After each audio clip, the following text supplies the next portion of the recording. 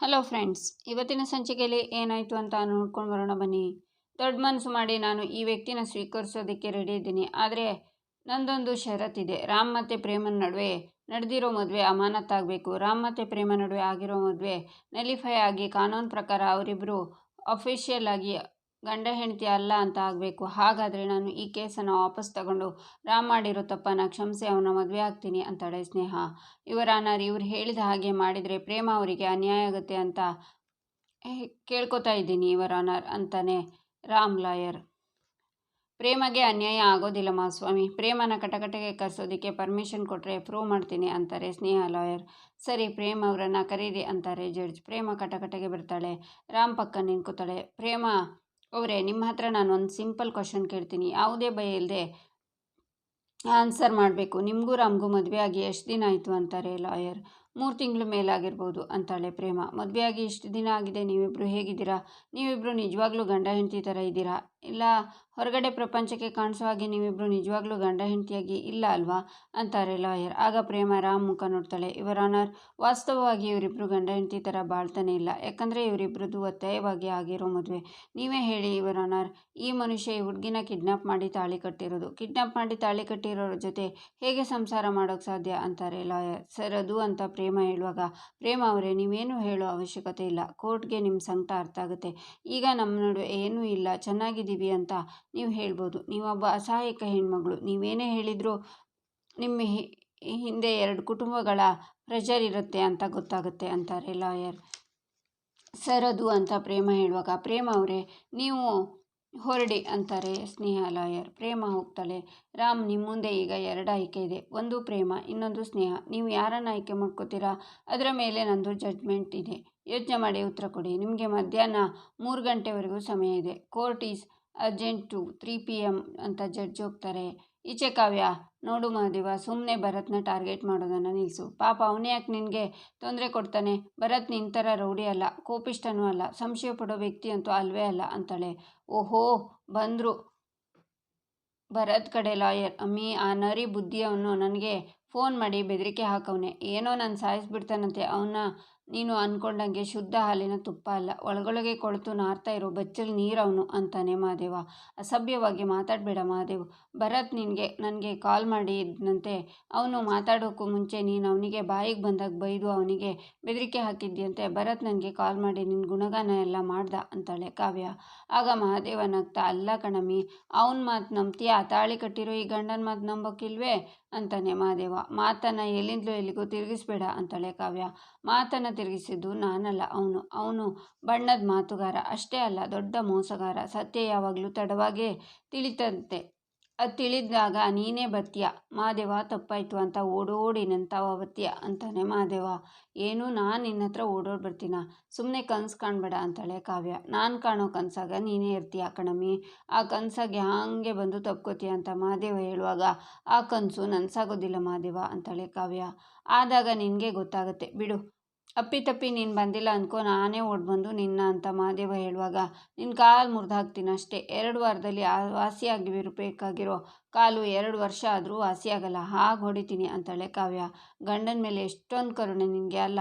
ಈ ಕರುಣೆ ಅನ್ನೋ ಕೂಸನ್ನು ನಿನ್ನ ಮನಸ್ಸಾಗಿ ಬಚ್ಚಿಟ್ಕೊಂಡಿದ್ಯಾ ಅಥವಾ ತವ್ರ ಮನೆಯಿಂದ ಬರುವಾಗ ಅಲ್ಲೇ ಕಸದ ಬುಟ್ಟಿಗೆ ಬಂದಿದ್ಯೋ ಅಂತಾನೆ ಮಹಾದೇವ. ಏನೇನೋ ಮಾತಾಡ್ತೀಯಲ್ಲ ಅಂತ ನಗ್ತಾ, ಹೌದು, ನಾನು ಕರುಣೆನ ತವ್ರ ಮನೆಯಲ್ಲೇ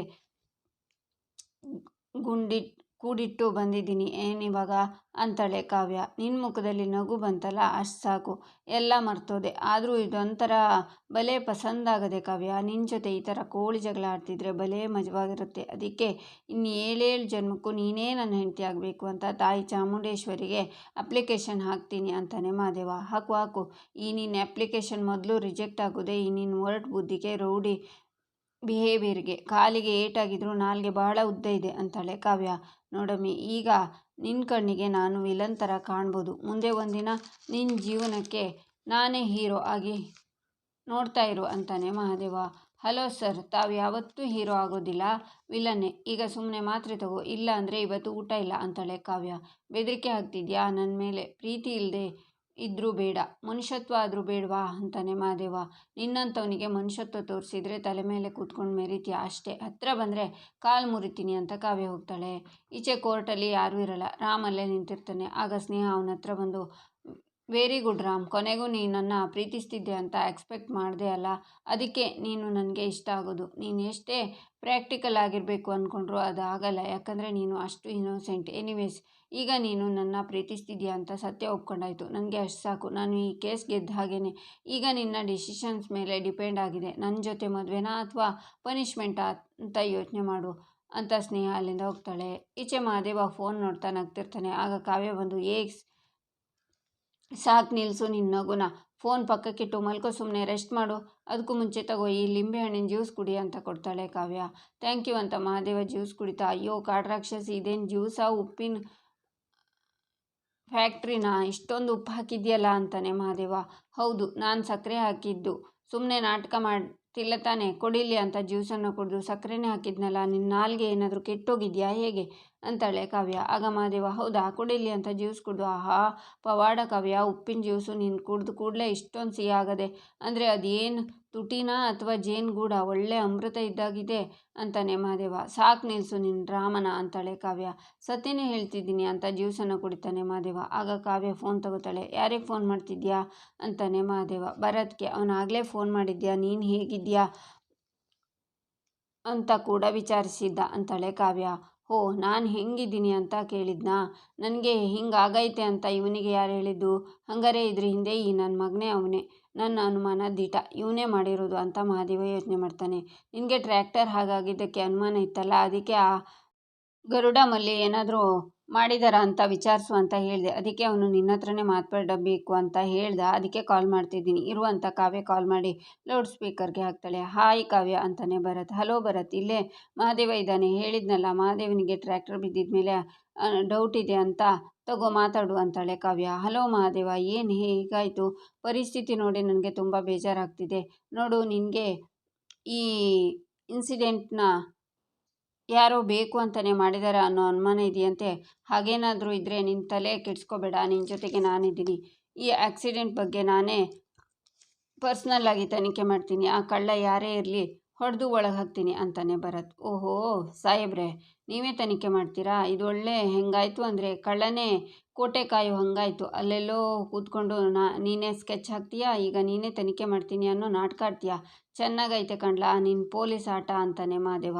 ಮಹಾದೇವ ಅಂತಾಳೆ ಕಾವ್ಯ. ನೀನು ನನ್ನ ಎಷ್ಟೇ ದ್ವೇಷ ಮಾಡಿದ್ರು ನೀನು ನನ್ನ ಸ್ನೇಹಿತೆ ಗಂಡ ಅಂತ ನಿನಗೆ ಗೌರವ ಕೊಟ್ಟೇ ಕೊಡ್ತೀನಿ ಮಹಾದೇವ ಅಂತಾನೆ ಭರತ್. ಏಯ್ ಪೊಲೀಸಪ್ಪ, ಈ ಮುಖವಾಡನ ಎಲ್ಲಿಂದ ತಗೊಬಂದಿದ್ಯಾ ಒಸಿ ನನಗೂ ಹೇಳು, ಆದರೆ ಒಂದಂತೂ ತಿಳ್ಕೊ, ಮುಖವಾಡ ಹಾಕ್ಕೊಂಡು ಇಡೀ ಜೀವನ ಬದುಕೋಕೆ ಆಗೋಕ್ಕಿಲ್ಲ, ಒಂದು ದಿನ ಅಸಲಿ ಮುಖ ಆಚೆ ಬಂದಾಗ ನಿನ್ನ ಅಕ್ಕಪಕ್ಕ ಯಾರೂ ಇರೋಕ್ಕಿಲ್ಲ, ನಿನ್ನ ಮನೆ ನಾಯಿನೂ ನಿನ್ನ ಮೂಸಕ್ಕಿಲ್ಲ ಅಂತಾನೆ ಮಹಾದೇವ. ಆಗ ಕಾವ್ಯ ಫೋನ್ ತಗೊಂಡು, ಭರತ್ ಸೋ ಸಾರಿ, ಇವನಿಗೆ ತಲೆ ಕೆಟ್ಟಿದೆ ಅಂತ ಅನಿಸುತ್ತೆ, ಕಾಲಿಗೆ ಬಿದ್ದಿರೋ ಏಟು ತಲೆಗೇರಿದೆ ಅನಿಸುತ್ತೆ, ಐ ಆಮ್ ಸಾರಿ, ಇವನ ಮಾತಿಗೆ ಬೇಜಾರಾಗಬೇಡ ಅಂತಾಳೆ. ಪರವಾಗಿಲ್ಲ ಕಾವ್ಯ, ಪೇಷಂಟ್ ಆಗಿದ್ದಾಗ ಇದೆಲ್ಲ ಕಾಮನ್, ನೀನು ಅವನ್ನ ನೋಡ್ಕೊ ಅಂತ ಭರತ್ ಕಾಲ್ ಕಟ್ ಮಾಡ್ತಾನೆ. ಮಹಾದೇವ, ನಿನಗೇನಾದರೂ ಹುಚ್ಚಿಗಿಚ್ಚು ಹಿಡ್ದಿದ್ಯಾ ಅಂತಾಳೆ ಕಾವ್ಯ. ಹುಚ್ಚು ನನಗಲ್ಲ, ಅವನಿಗೆ, ಆದಷ್ಟು ಬೇಗ ಅದು ಕಮ್ಮಿ ಆಯ್ತದೆ ಬಿಡು. ಅದು ಕಾವ್ಯ, ಜ್ಯೂಸ್ ಒಸಿ ಸಪ್ಪೆ ಆಗದೆ ಒಸಿ ಕುಡ್ಕೊಡ್ತೀಯಾ ಅಂತಾನೆ ಮಹಾದೇವ. ಸುಮ್ಮನೆ ಕುಡಿ ಅಂತಾಳೆ ಕಾವ್ಯ. ಅಯ್ಯೋ ನನಗೆ ಸಕ್ಕರೆ ಗಿಣಿ ತಗೋ ಅಮ್ಮಿ, ಒಸಿ ನಿನ್ನ ತುಟ್ಟಿಗೆ ತಾಗಿಸ್ಕೊಡು ತಗೋ ಅಂತ ಕೊಡ್ತಾನೆ ಮಹಾದೇವ. ಆಗ ಕಾವ್ಯ ಜ್ಯೂಸನ್ನು ಮಹಾದೇವ ಮುಖಕ್ಕೆ ಎಸೆದು, ಇವಾಗ ಸಕ್ಕರೆ ಸರಿಯಾಗಿರ್ಬೇಕಲ್ವಾ ಅಂತ ಹೋಗ್ತಾಳೆ. ಜ್ಯೂಸೇನೋ ಸಿಹಿನೇ ಬಿಡು, ಆದರೆ ನಿನ್ನ ಸಿಟ್ಟೆ ಖಾರ ಅಂತಾನೆ ಮಹಾದೇವ. ಈಚೆ ಕೋರ್ಟ್ ಹೊರಗಡೆ ಎಲ್ಲರೂ ನಿಂತಿರ್ತಾನೆ. ರಾಮ್ ಬರ್ತಾನೆ. ರಾಮ್ ಕಂದ, ಏನು ಇದು, ನೀನು ಸ್ನೇಹನ ಪ್ರೀತಿಸ್ತಿದ್ಯಾ ಅಂತ ಮತ್ತೆ ನನಗ್ಯಾಕೋ ಈ ವಿಷಯ ಹೇಳಲಿಲ್ಲ, ಇವಾಗ ಯಾಕೋ ಇದನ್ನೆಲ್ಲ ಹೇಳ್ತಿದ್ಯಾ ಅಂತಾರೆ ಕಲ್ಯಾಣಿ.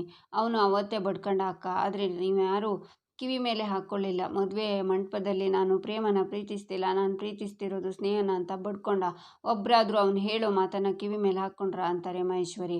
ಆಗ ಸತ್ಯ ಬಂದು ರಾಮ್ ಕಾಲರ್ ಪಟ್ಟಿನ ಹಿಡಿದು, ಇವತ್ತು ನಿನ್ನ ಸುಮ್ಮನೆ ಬಿಡಲ್ಲ ಕಣೋ, ನನ್ನ ಮಗಳಿಗೆ ಮೋಸ ಮಾಡೋಕೆ ಎಷ್ಟೇ ಧೈರ್ಯ ನಿನಗೆ, ಎಂಥವ್ರ ಮನೇಲಿ ಎಂಥವ್ನು ಹುಟ್ಬಿಟ್ಯಾ, ಒಂದು ಹುಡುಗಿನ ಪ್ರೀತಿ ಮಾಡಿ ಮೋಸ ಮಾಡುವಂತೆ ಇನ್ನೊಂದು ಹುಡುಗಿನ ಎತ್ತಕೊಂಡು ಹೋಗಿ ತಾಳಿ ಕಟ್ಟೋದಂತೆ, ನಿಂದು ಒಂದು ಜನ್ಮ ಏನೋ ಇಲ್ಲ, ಇವತ್ತು ನಾನು ನಿನ್ನ ಸುಮ್ಮನೆ ಬಿಟ್ಟರೆ ನನ್ನ ಹೆಸರು ಸತ್ಯನಾರಾಯಣ ಅಲ್ಲ ಅಂತ ಅವನ್ನ ಕೆಳಗೆ ತಳ್ತಾರೆ.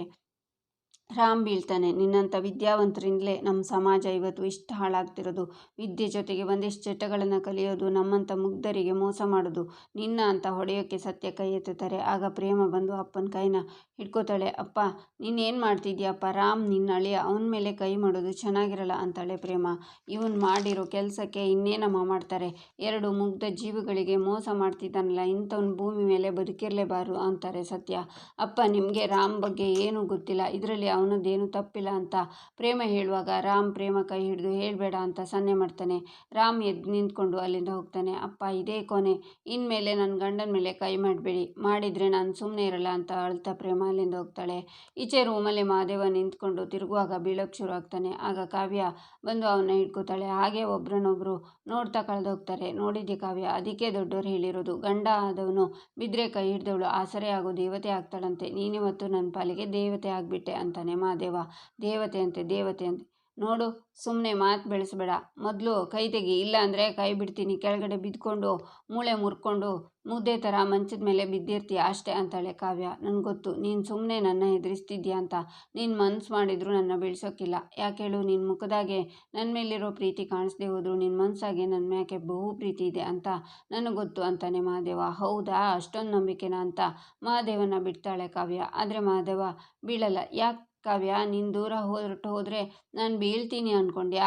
ಹೆಂಡತಿ ಆದವಳು ಗಂಡಂಗೆ ಒಂದೇ ಒಂದು ಬೆರಳು ಕೊಟ್ಟರೆ ಸಾಕು, ಗಂಡ ಆದವನು ಆಕಾಶಕ್ಕೆ ಏಣಿ ಹಾಕ್ತಾನಂತೆ. ನಾನು ಬೀಳುವಾಗ ನೀನು ಅಷ್ಟೊಂದು ಪ್ರೀತಿ ಕಾಳಜಿಯಿಂದ ಹಿಡ್ಕೊಂಡಿದ್ಯಾ, ಆದರೂ ನಾನು ಬಿದ್ದರೆ ನಿನಗೆ ಅವಮಾನ ಮಾಡಿದ ಹಾಕ್ತಾನೆ, ಅದಕ್ಕೆ ನಾನು ಬೀಳೋಕ್ಕಿಲ್ಲ, ಹೀಗೆ ಗಟ್ಟಿಯಾಗಿ ಹಿಡ್ಕೋತೀನಿ ಅಂತ ಕಾವ್ಯನ ಹಿಡ್ಕೋತಾನೆ. ಮೆಂಟಲ್ ನೀನು, ಕೊಬ್ಬು ನೋಡು, ಸುಮ್ಮನೆ ಕೈ ಬಿಡು, ಇಲ್ಲಾಂದರೆ ಕಚ್ಚಿಬಿಡ್ತೀನಿ ಅಂತಾಳೆ ಕಾವ್ಯ. ಏಯ್ ರಾಕ್ಷಸಿ, ಹೆಂಡತಿ ಆದವಳು ಗಂಡನ ಕೈ ಬಿಡ್ಬೋದು, ಗಂಡ ಮಾತ್ರ ಯಾವತ್ತೂ ಹೆಂಡತಿ ಕೈ ಬಿಡೋದಿಲ್ಲ. ಯಾಕೆ ಹೇಳು, ಅಗ್ನಿ ಸಾಕ್ಷಿಯಾಗಿ ಕೈ ಹಿಡಿದು ಕೊನೆ ಗಂಟ ಜೊತೆಗೆ ಇರ್ತೀನಿ ಅಂತ ಆಣೆ ಮಾಡಿದ್ದೀನಿ, ಇದ್ದೇ ಇರ್ತೀನಿ ಅಂತಾನೆ ಮಹಾದೇವ. ಇದಕ್ಕೇನು ಕಡಿಮೆ ಇಲ್ಲ, ಕೈ ತೆಗಿ ಅಂತಾಳೆ ಕಾವ್ಯ. ನೀನು ಹೀಗೆ ಹಿಡ್ಕೋತೀಯ ಅಂದರೆ ದಿನಕ್ಕೆ 100 ಸಲ ಬೀಳೋಕ್ಕೂ ರೆಡಿ ಅಂತಾನೆ ಮಹಾದೇವ. ನಿನ್ನ ಫ್ಲರ್ಟಿಂಗ್ ನನ್ನ ಹತ್ರ ನಡೆಯಲ್ಲ ಅಂತಾಳೆ ಕಾವ್ಯ.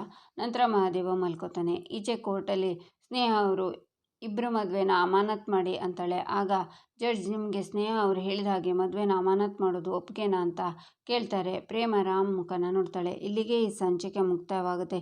ಮುಂದಿನ ಸಂಚಿಕೆಗಾಗಿ ನಮ್ಮ ಚಾನಲನ್ನು ನೋಡಿ, ಸಬ್ಸ್ಕ್ರೈಬ್ ಮಾಡಿ, ಲೈಕ್ ಮಾಡಿ, ಸಪೋರ್ಟ್ ಮಾಡೋದನ್ನು ಮರಿಬೇಡಿ.